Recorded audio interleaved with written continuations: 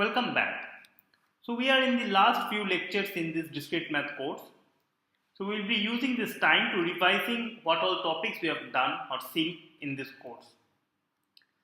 To start with, we have seen proof techniques.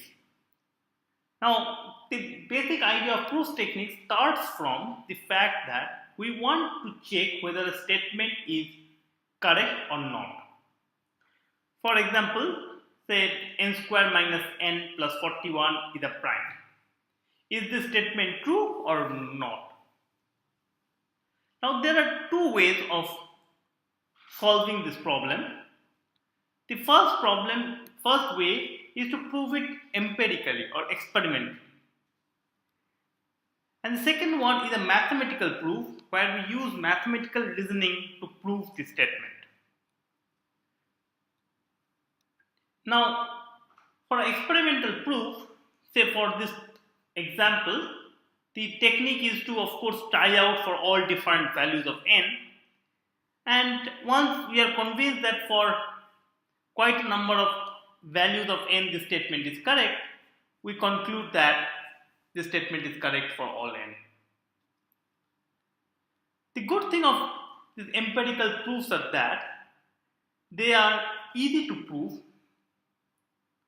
but the backside of this is that these proofs are not necessarily accurate 100%.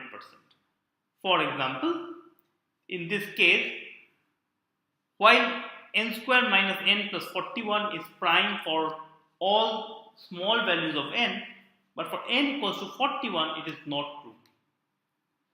And if we had done it experimentally, we might have missed this n equals to 40. So the statement is false, but empirically we might end up saying it is true. On the other hand, for the mathematical proofs, the advantage is that it is 100% accurate. There is no chance of error in the deduction. But the reverse side is that it is hard to prove. It is not the easiest thing to prove. Mathematical proofs are always better than empirical proofs because it is 100% accurate if we can get it. And we will always like to have a mathematical proof. Now to come up with different mathematical proofs, we have to use the notion of propositional and predicate logic. And we have seen how to use the propositional and predicate logic.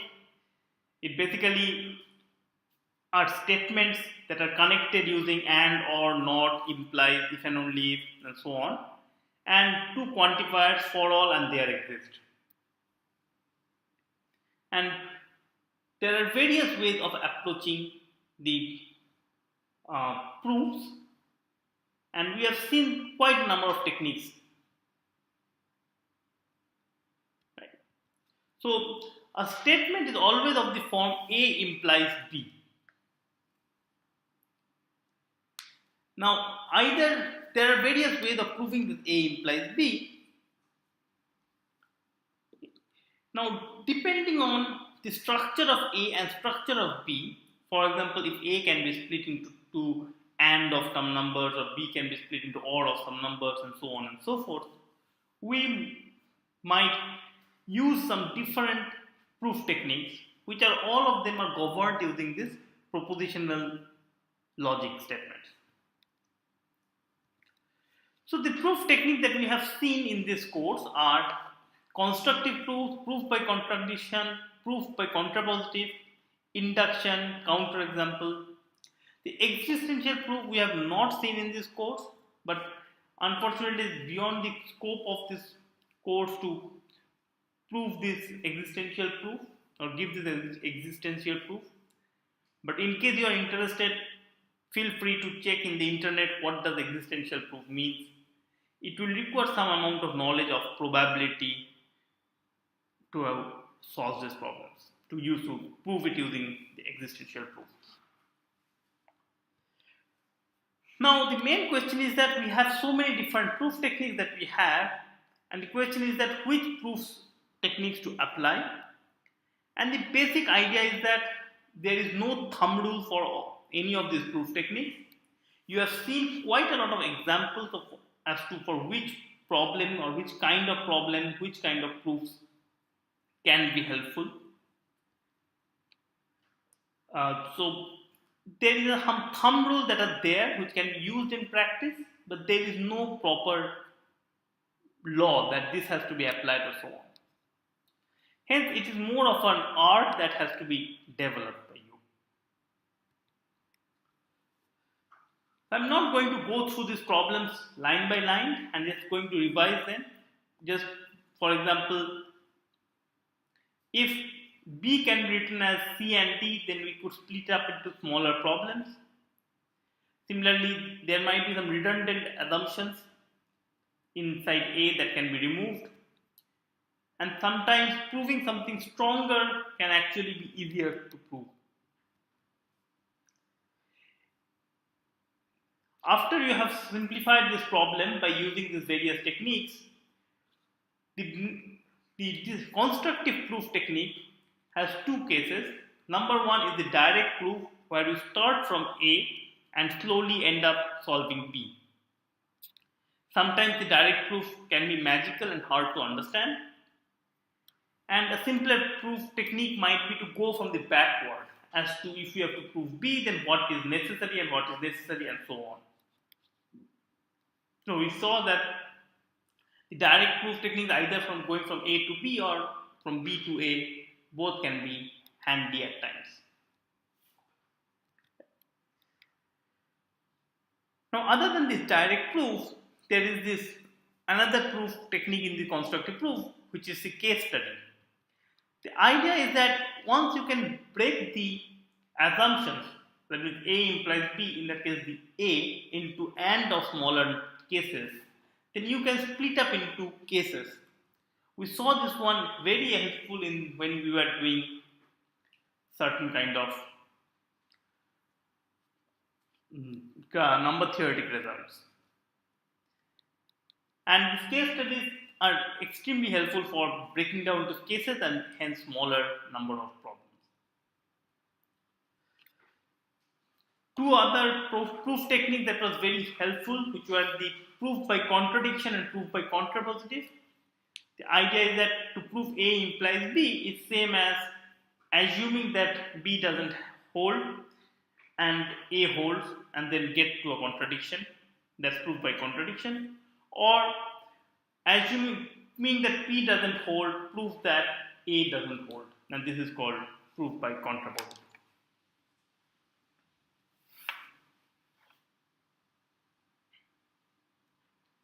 Now, if a statement is given which is not true, then one way of solving it is to give an example where it's not true.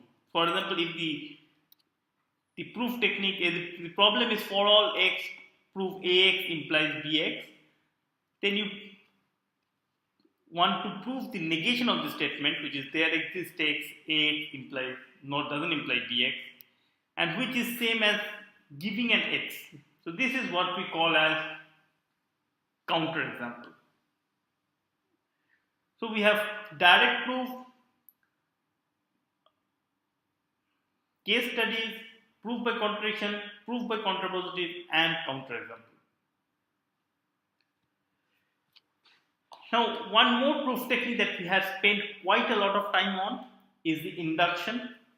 As I had told earlier also, it is the most powerful proof technique that you can imagine for the discrete math kind of subjects.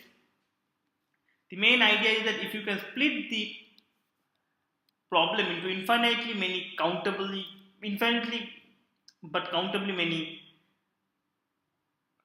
subsets or problems, then you can solve them in a very clever way. For example, if you can split up A implies B as P1 to P infinity, for example, in this problem, we have seen many of these kind of examples where to prove that the sum of the first n numbers is n into n plus 1 by 2, it's same as, okay, for the sum of k numbers is k into k plus 1 by 2. And the problem thus becomes, for all k, prove pk is true. Similarly, for other problems that we have seen, and once we split up this problem into smaller problems, the main idea is that, so this is the problem we have to solve. For all k, prove that pk is true. There are infinitely many subproblems, so one cannot expect to solve all of them one by one. But the idea is, first let us prove the first case, P1, which is we call the base case. Then if for all any k greater than 1, if pk is true, then pk plus 1 is true. And if you can solve it, then we would be done, because P1 is true implies P2 is true, P2 is true implies P3 is true, and so on. And hence this would prove that for all n the value Pn is true, and hence the problem. Now this is true thanks to this principle of mathematical induction, which tells us that this particular way of solving infinitely many problems is indeed true.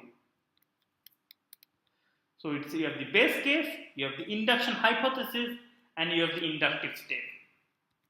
And if you can solve all three of them, then you are done.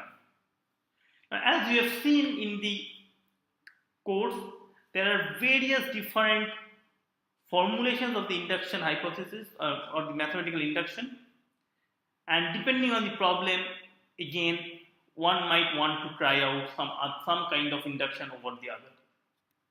But the point to note is that mathematical induction is indeed an extremely strong proof technique, and along with the other proof technique that we have got our foundations solid for how to get mathematical proofs. And that's it. So in the next video, we will be revising our graph theory and linear programming modeling. Thank you.